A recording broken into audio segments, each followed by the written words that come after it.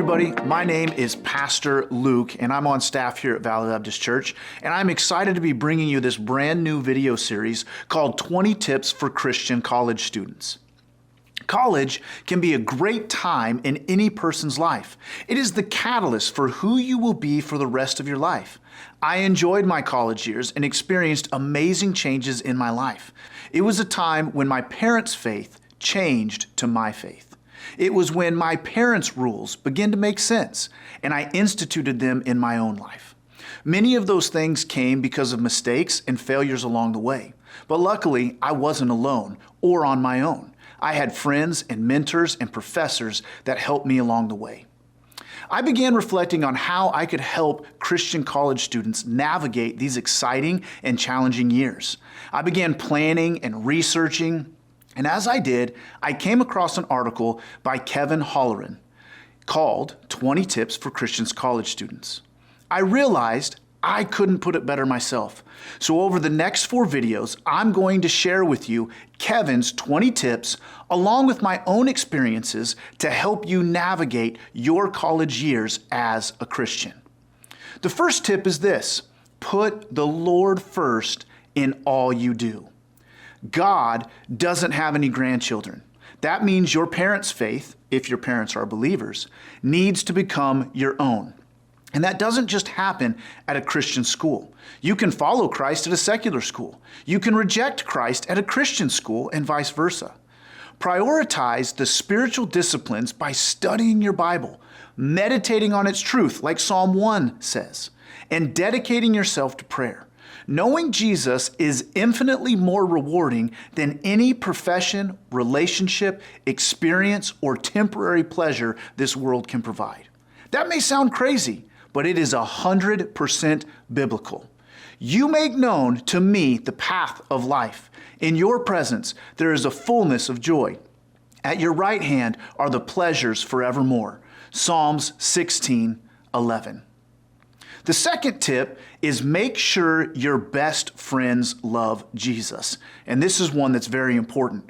Who are you spending time with and why? Are they leading you to Christ or away from Him? Are they a good influence on you? Many claim to follow Christ, but live as the world lives. Follow 2 Timothy 2:22's exhortation. Flee youthful passions and pursue righteousness, faith, love, and peace, along with those who call on the Lord for a pure heart. You may be asking, what does it mean to pursue righteousness, faith, love, and peace with other believers?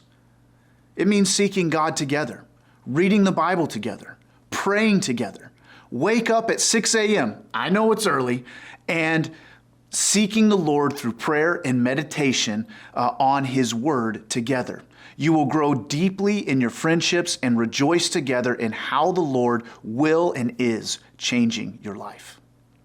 Tip number 3, quit complaining about busyness. I say this for 2 reasons. Many college students keep themselves way too busy. Other college students complain about busyness when actually they're just wasting time. If you're honestly too busy, take my wife for example, who was in 3 different choirs in college, took 20 to 23 credit hours every semester, and worked part-time all while dating me. If you're that busy, it's your own fault. Prune your schedule and leave margins, or you won't enjoy anything you're doing. Luckily, my wife didn't prune me. The second person, that's me. You know, I'm the guy that stayed up way too late, binge watching TV, playing video games, and then I'd wake up the next morning and complain about being tired or busy. Post-college lives are busy too, and we need to learn how to use our time wisely. So stop complaining about busyness. Tip number 4, get involved in a local church. Going to your campus ministry or attending a Christian school can be great for your faith, but they are not enough. See Hebrews 10, verses 24 through 25. The gospel of Jesus is bigger than you and your friendships who are just like you. It encompasses people of all ages, ethnicities, languages, and nations. The church not a campus ministry, is the home base for the Christian. Escape the artificial bubble you're living in your school and in your dorms, and enter into the real world by getting to know people in your local church. You might be surprised how your appreciation of Christ deepens as you see faithful believers enduring hardships and serving others with their gifts and shining the light of Christ in this world. I attended a church that was on campus at the college I went to, and it was great. It has grown to be an amazing church and is a very large church today. But for me, it was on campus. I was still in my bubble. The people I lived with and went to school with, they were there as well, and so I felt no depth of community. My second year, I began attending a church off campus. I got involved in a life group and started serving, and my walk took off. It was life-changing to move from that on-campus bubble to an off-campus church where I could get involved and see more people serving together. Our fifth point and final one for this video is defend your faith. Each day, our culture seems to grow more and more opposed to Christianity. That means we must be prepared to make a defense of the hope we have.